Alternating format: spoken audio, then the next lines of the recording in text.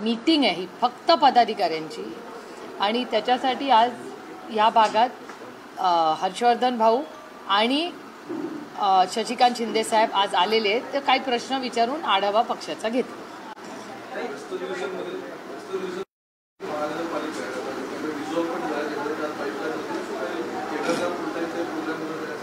ते आता सगळ्या मीटिंगमध्ये चर्चा होईल, कारण का सांगली सातारा ते करून इथे आलेत. त्या तिथल्या मीटिंगमध्ये काय इन्स्ट्रक्शन्स भाऊंनी किंवा पक्षाने दिलेत, मी पहिल्यांदाच अटेंड करते ही मीटिंग ह्या भागातली. त्याच्यामुळे नाही कुठलाही राजकीय पक्ष हा नेहमी इलेक्शन मोडमध्येच असतो. त्याच्यामुळे अर्थातच कुठलाही पक्ष हा त्या मोडमध्ये असणारच ना. ते काय ठरवेल ना, ते it's not one size fits all. कार्यकर्त्यांचं जसं होईल, राज्याचा पूर्ण दौरा होईल त्याप्रमाणे निर्णय. पण आम्ही महाविकास आघाडी म्हणून जायला इच्छुक आहोतच.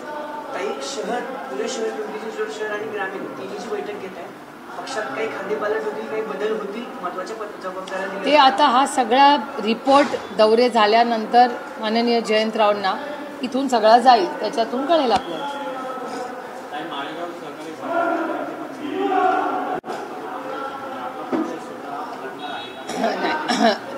तिथे शेतकरी कृती समिती, माळेगाव साखर कारखान्याचं इलेक्शन हे काही चिन्हावर आम्ही लढत नाही, पण तिथले अनेक शेतकरी असे आहेत ज्यांच्या अनेक मागण्या आहेत आणि आज जे सत्तेमध्ये आहेत त्यांच्या विरोधात बऱ्याच गोष्टी बाहेर रोजच येत आहेत, तुम्ही बघताय.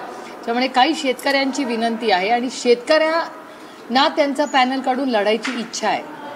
त्याच्यामुळे जर शेतकऱ्यांना एक आवाज द्यायची गरज असेल, एक प्लॅटफॉर्म असेल, तर शेतकऱ्यांसाठी आम्ही राजकारण बाजूला ठेवून शेतकऱ्यांसाठी अर्थातच लढणार आहोत. तुम्ही आता बघता की ज्याला नॅशनल अवॉर्ड मिळालं, म्हणजे शेतकरी ज्याला बक्षीस या सरकारने दिलेलं आहे, असा शेतकरी जर या राज्यामध्ये आज जर आत्महत्या करत असेल. आजच्याच महाराष्ट्राचं एक महत्त्वाचं वर्तमानपत्र आहे लोकसत्ता.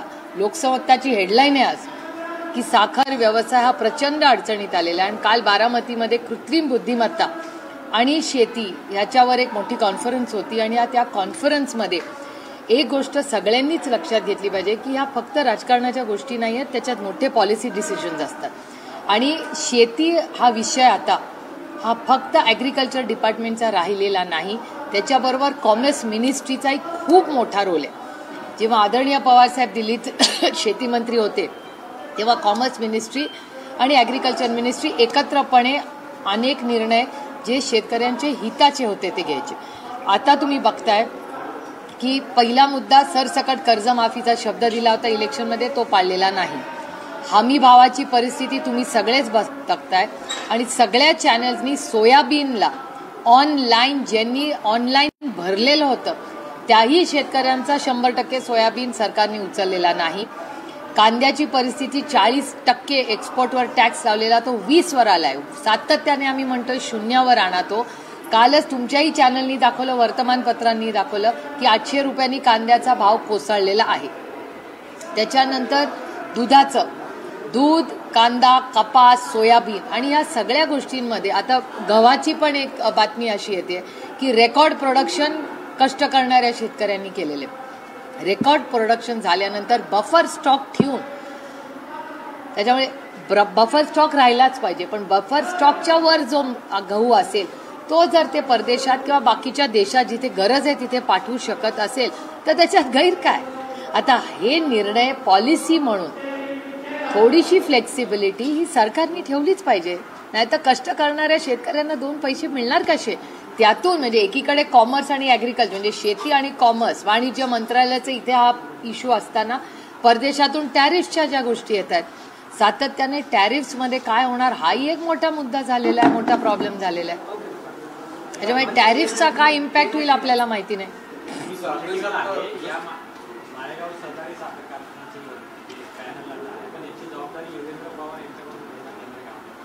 नाही, हा पक्षाचा विषयच नाहीये, हा शेतकऱ्यांच्या अन्यायाचा विषय आहे.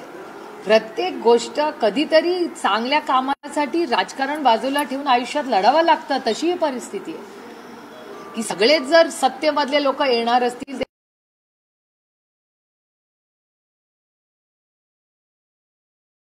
विमानतळाचा प्रश्न आहे. एकीकडे अधिसूचना पुरंदर विमानतळाच्या बाबतीत, दुसरीकडे फडणवीसांनी अनेक आदेश दिलेत की जागा अधिग्रहण आणि असं काय, पण अजितदादा अधिवेशनात यावर काही बोललेले दिसले नाही किंवा अजितदादांनी याबाबत काही स्टँड घेतला नाही. अनेक शेतकऱ्यांचा विरोध आहे, काही सपोर्ट करतायत. हा प्रश्न कसा हाताळणार आहात नेमका? एक तर माझा अनेक वर्षात आग्रह आहे की पुरंदरला आणि पुरंदरवासियांचाही आग्रह आहे, म्हणजे हे फक्त माझा लोकप्रतिनिधी म्हणून नाही, पुरंदरच्या मायबाप जनतेची इच्छा आहे की सर्व मताने तिथे एअरपोर्ट व्हावा. ही पुरंदर फक्त इश्यू काय, जागा काय असावी. आता जागा काय असावी, मी स्थानिक लोकप्रतिनिधी असूनही मला कुठलीही माहिती अजून दिलेली नाही. त्यामुळे आमची विनम्र विनंती सरकारला आहे की आमची सहकार्याचीच भूमिका राहील, पण स्थानिक लोकांचा मान सन्मान करून तातडीने सगळ्यांना इन कॉन्फिडन्स मध्ये घेऊन सरकारने योग्य तो निर्णय घ्यावा. लोकसभेला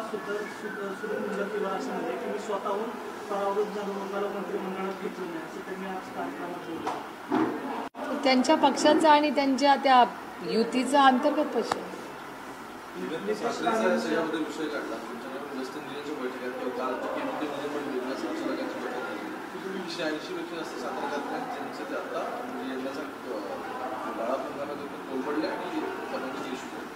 सरकारने स्पेसिफिक बीजेपीच्या निगडीत 8 साखर कारखान्यांना मात्र कर्ज दिले असं सगळं दिसतंय.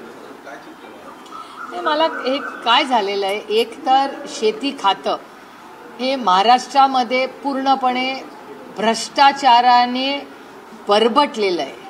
आणि हे मी एकटी म्हणत नाहीये, हे सुरेश धसही म्हणतायत, हे अंजली दमानियाही म्हणतायत, संदीप क्षीरसागरही म्हणतायत आणि अनेक बाप्पा बजरंग आप्पा म्हणतायत. त्याच्यामुळे हे सगळं तुमच्या डोळ्यासमोरच झालेलं आहे. तुम्ही स्वतः बीडला अनेक दिवस राहून आलेला आहे. त्याच्यामुळे शेती खात्यामध्ये गेल्या अनेक वर्षामध्ये किती भ्रष्टाचार झालेला आहे हे उभ्या महाराष्ट्राने नाही देशाने पाहिलेलं आहे. आणि हाच मुद्दा घेऊन मी शिवराजसिंग चव्हाण साहेबांशी सेशनमध्ये बोलले तेव्हा त्यांनी फ्लोअर ऑफ द हाऊसवर शब्द दिलेला आहे की मी या सगळ्याची इन्क्वायरी लावी. त्याच्यानंतर मागच्याच आठवड्यात माझी शिवराजसिंग चव्हाण साहेबांची भेट झाली. मी त्याला त्याची आठवणी करून दिली. ते म्हणले मी कामही बघतोय पण थोडंसं माझ्या त्यांच्या घरात लग्न आहे, त्यांच्या दोन्ही मुलांची लग्न आहे, त्याचा कार्यक्रम 18 तारखेला आहे. त्याच्यानंतर मध्ये आणि माझी भेट अर्थातच पुन्हा त्यांची वेळ मागून महाराष्ट्राच्या शेतीवर त्यांनी जातीने लक्ष घालला पाहिजे हा अर्थातच माझा आग्रह मागेही होता, आजही आणि उद्याही राहील.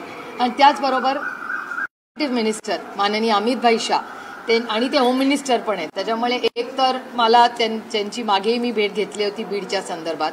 त्याच्यामुळे त्यांनी जी ऍक्शन घेतली त्याचे आभारी मला अमितभाई शहांना जागायला मी वेळ मागितलेली आहे. मागच्या आठवड्यात ते सेशनला आले नव्हते.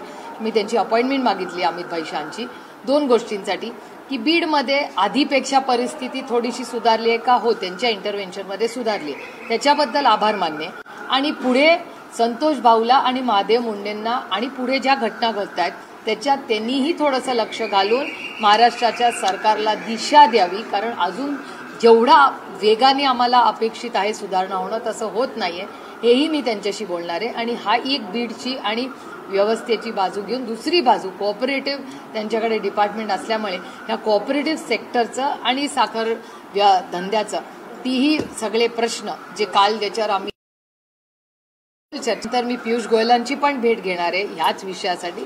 आणि अर्थातच ॲग्रिकल्चर मिनिस्टर शेती मंत्र्यांचीही भेट घ्यावी लागणार आहे. कारण का या तिघांच्या म्हणजे कोऑपरेटिव्ह मिनिस्टर, ॲग्रिकल्चर मिनिस्टर आणि कॉमर्स मिनिस्ट्री ह्या तिघांनी बसूनच त्याचा मार्ग काढावा लागणार आहे.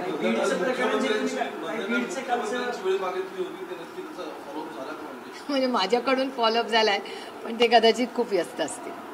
बीडमध्ये शिक्षकांनी सुसाईड केली. मुलीला खूप लहान मुली आहे, तिला एक फेसबुकवर पोस्ट केली.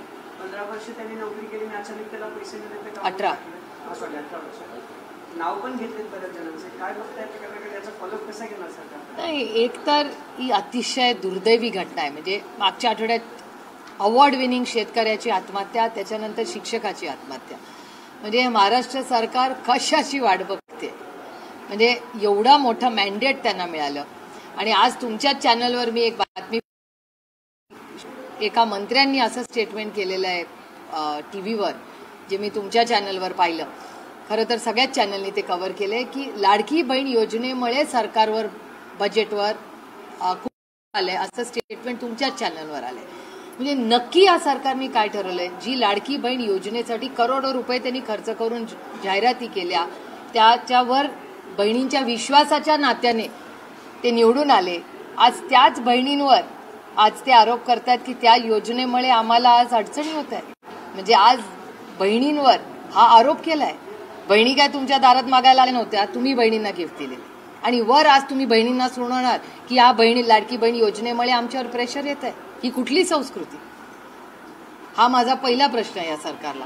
आणि दुसरा प्रश्न आहे की शेतकऱ्यांना सरसकट 7/12 कोरा करू, हे माननीय मुख्यमंत्री जेव्हा मुख्यमंत्री होते तेव्हा बोलले होते की नाही? तुमच्या चॅनलनी दाखवलं होतं. तर 7/12 कोरा करायचं काय झालं?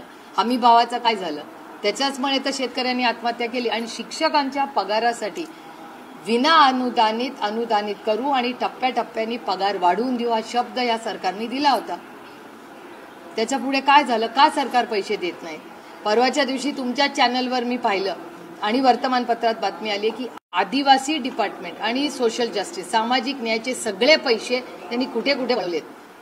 आता हेही या राज्याला कळलं पाहिजे, कारण का हे राज्य बजेटनी चालतं, कोणाच्या मनमानीनी चालत नाही. या देशामध्ये FRB फिस्कल मॅनेजमेंटसाठी अटल बिहारी वाजपेयी साहेबांनी आणलेला आहे. मी एक नाही 1000 वेळा तुमच्या सगळ्यांच्या समोर बोललेले. आणि हे बजेटचे पैसे हे स्वतःला पाहिजे तसं कोणाला खर्च करता येत नाही, त्याला एक शिस्त आहे. याचं उत्तर महाराष्ट्र सरकारला द्यावं लागेल.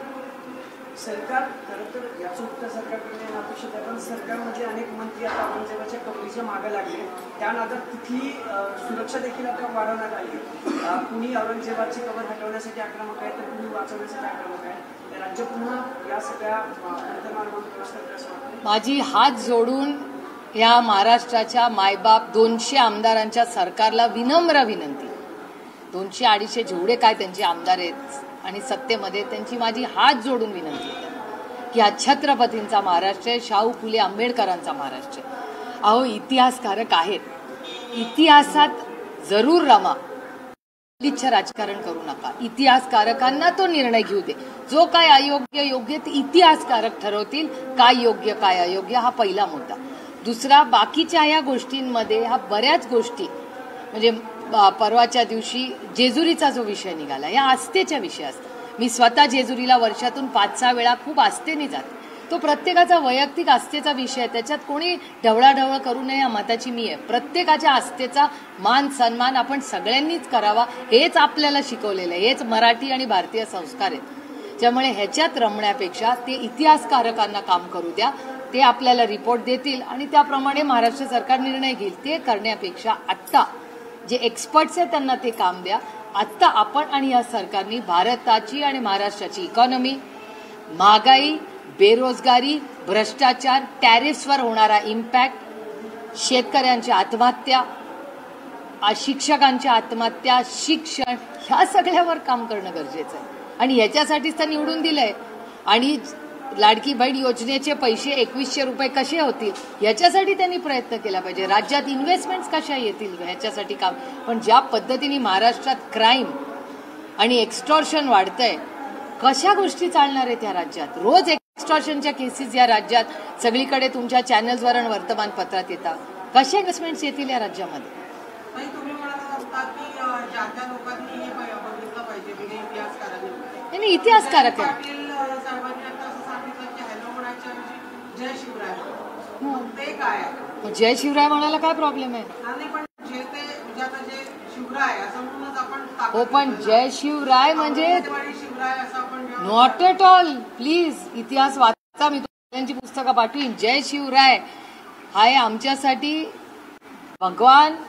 जय शिवराय छत्रपती महाराज आहेत या राज्याचे. ते नाही, आता हा विषय बाजूला ठेवून जरी बाकीच्या गोष्टी, पण इकॉनॉमीवर सगळ्यात जास्त. नाही, माझी भाषणं फॉलो करा तुम्ही. या राज्यामध्ये मी चॅलेंज करते तुम्हाला, लेट्स गो बाय डेटा. इकॉनॉमीवर माझ्याशिवाय कोण जास्त बोलतो? Let's go bye data. Data काढा ना तुम्ही. I challenge you. कुठेही मी तुमच्यावर बसायला तयार आहे. तुम्ही म्हणाल ती वेळ, तुम्ही म्हणाल ते चॅनल, तुम्ही म्हणाल तो डेटा. इकॉनॉमिक सिच्यु व्हॉट्स रॉंग विथ दॅट? जय शिवराय म्हणणं आम्हाला सार्थ अभिमान आहे छत्रपती शिवाजी महाराजांचा. आनंदाने आम्ही जय शिवराय म्हणू. जय शिवराय म्हणजे गुड इकॉनॉमिक्स, म्हणजे समानता. That is the larger message. जय शिवराय म्हणजे केवढी मोठी गोष्ट आहे या देशामध्ये. जय शिवराय म्हणणं म्हणजे इट्स फॉर जस्टिस. जय शिवराय इज अ सिग्नल की बाबा समतेची भाषा आहे त्याच्यात, गुड इकॉनॉमिक्स आहे त्याच्यात, रयतेचा राज्य आहे तो. सगळ्या चांगल्या गोष्टी आहेत, ज्या चुकीच्या गोष्टी होत आहेत त्याला ठीक करण्यासाठी जयंतराव म्हणले जय शिवराय. कारण का जय शिवराय तुम्ही विचार करून बघा केवढा मोठा नेता राजा होऊन गेला आणि त्याच्या सगळ्या ज्या पॉलिसीज आहेत त्या या सरकारने इम्प्लिमेंट कराव्या हा या मागचा विचार आहे. त्यातला तुम्ही नुसतं जय शिवराय तुम्ही खूप पॉलिटिकली नॅरो विचार करताय. आम्ही एवढा छोटा विचार करतच नाही. आम्ही त्याच्या मागचं त्यांनी केलेलं समाजकारण, अर्थकारण ते सगळा मोठा आणि त्यांनी केलेले सामाजिक परिवर्तन, समतेची भाषा, इन्क्लुसिव्ह लीडरशिप ती आम्ही बघतोय. आणि आमच्यासाठी छत्रपती शिवाजी महाराज हे देव आहेत.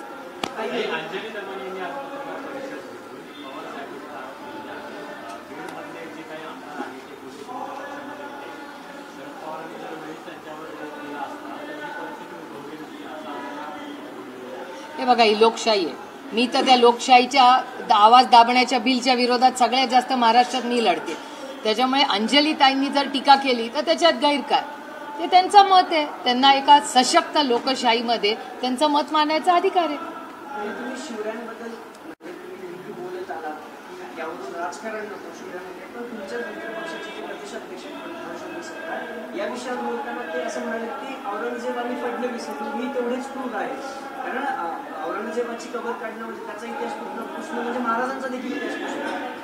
परत तोच प्रश्न येतो की ह्या सगळ्यावरून मुख्य गोष्टींवर लक्ष हटवलं जाते का? मी माझं मत तुम्हाला सांगते. माझं मत आहे की इतिहासकारकांनी इतिहासाचा अभ्यास करावा आणि आपल्या राज्याला डायरेक्शन द्यावी.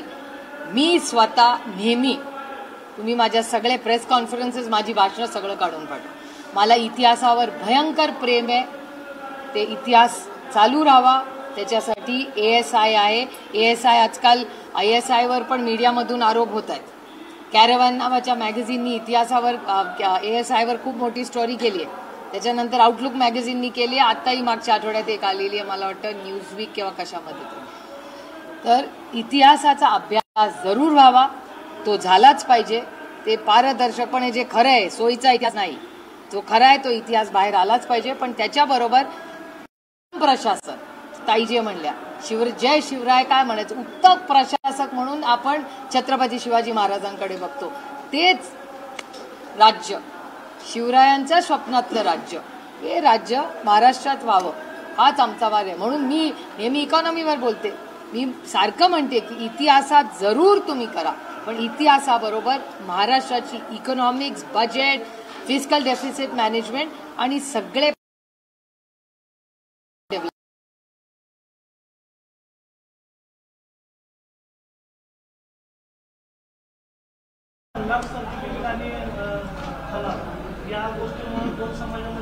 नाही, मी मगाशीच त्याच्यावर बोलले की माझ्या या आस्थेचा विषय आहे. जसं माझ्या आस्थेबद्दल तुम्ही बोलू नये असं मला वाटतं, तुम्ही तुमच्या आस्थे, आणि प्रत्येकाने कुणाला आपल्या संविधानामध्ये आपल्याला काय आहे, प्रत्येकाला you have to follow what you believe in. माझ्या आईने जी मला आस्था शिकवली ती मला प्रिय आहे. तुमच्या आईने जे शिकवलं त्याचा मी मान सन्मान केलाच पाहिजे ना. माझी पण आईच आहे, तुमची पण आईच आहे. जे संस्कार आपली आई आपल्यावर करते त्या आस्थेने आपण पुढे वागत राहतो. त्याच्यामुळे विनम्र विनंती आहे सरकारच्या पण लोकांना की कुणाचीही आस्था, प्रत्येकाचा मान सन्मान विनम्रपणे आपण सगळ्यांनी केला पाहिजे. ज्या खासदारांसाठी तुम्ही प्रचारासाठी साहेबांपासून सगळे निलेश नेते त्यांच्याविषयी बोलताना त्यांच्याच जिल्ह्यातले मंत्री, जे विखे पाटील मंत्री आहेत, सिनियर मंत्री आहेत काँग्रेसमध्ये, गुंड अशी प्रवृत्ती आहे, गुंडगिरी करतायत, MIDC हप्ते वसूल करतात. काही प्रकरण तुमच्यापर्यंत आले का? विखे पाटील कॉन्फिडन्सने त्यांना गुंडगिरी काही आरोप करतात. तो लोकशाही आहे. आमचे विरोधक आहेत ते पवार साहेबांवर गेले 50 वर्ष आरोप करत आले. इतना तो हक बनताय यार. लोकशाही आहे, लोकशाहीमध्ये त्यांनी आरोप करावे, ते तर सत्तेमध्ये आहेत. आणि या राज्यामध्ये सगळ्यात जास्त खंडणीखोर आज कुठल्या पक्षात आहेत हे मला मीडियाला सांगायची गरजच नाही ना. Data speaks louder than word. सगळा डेटा तुमच्याचकडे आहे.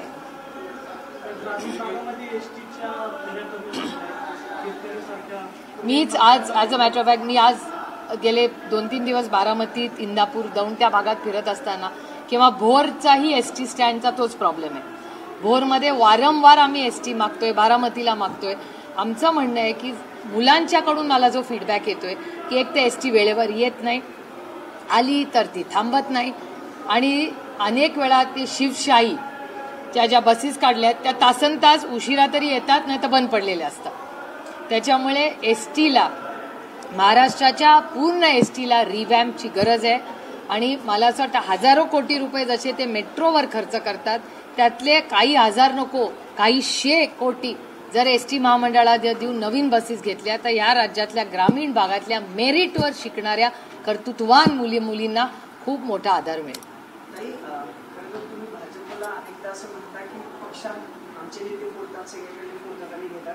आता चंद्रकांत पाटलांनी तर सांगलीच्या खासदारांना खुली ऑफर दिली. विशाल पाटलांना त्यांनी सांगितले की तुम्ही आता निवडून आलाय का पक्ष या आमच्या पक्षात. तुम्हाला एक खरं सांगू, हे ऑफर बिफर बिझनेस ना हे खूप लाईटली लोक घेतात. मी माझं राजकारण, माझं पद, माझा पक्ष, माझा विचार हा खूप गांभीर्याने घेते.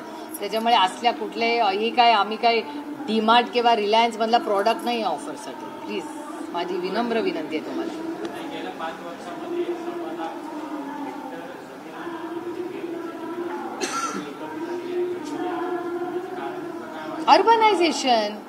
अर्बनायझेशन ऑब्व्हियसली अर्बनायझेशन हे सगळ्यात मोठं. तुम्हीच बघा ना, आता जेव्हा मी 20 वर्षापूर्वी बारामतीला जात होते, सासवडला जायला रात्री तिथपासून कोणीच नसायचं, माणूस नसायचा. आता सासवड आणि ह्याला बघायला लागतं की कुठे जागा आहे.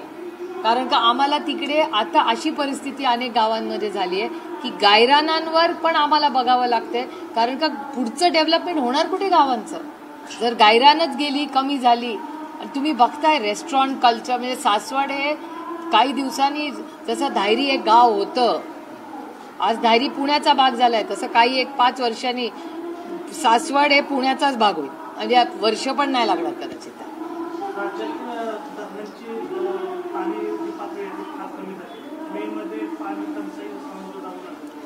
नाही, पाण्याचं मॅनेजमेंट हे सरकारची जबाबदारी असते. यावेळेस तर चांगला पाऊस पण झालाय, सरप्लस पाणी होतं सगळीकडे. तर जर पाणी कमी लागलं याचा अर्थ सरकारने मॅनेजमेंट केलेलं नाही. सरकारचं आणखीन एक अपयश.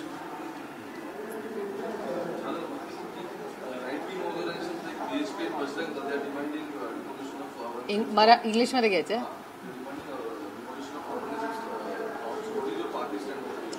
This is not about a party. I think these are historical things, and I don't think politicians, like any of us, should interfere. This is about history, and historians should speak on it. We are not technically sound for all this. So I urge Maharashtra government to not indulge. Let the experts take the decision. If this government is here for service, they should focus on corruption, which is rampant in this state. They should do something about it. Na khaunga na khane dunga was their line. What has happened about the corruption in Maharashtra? What about unemployment? Every channel has shown endless amount of youngsters in Maharashtra who are highly skilled and qualified don't have jobs today. What about fiscal deficit management in the budget? So price rise, unemployment, corruption, all these issues and growth of Maharashtra is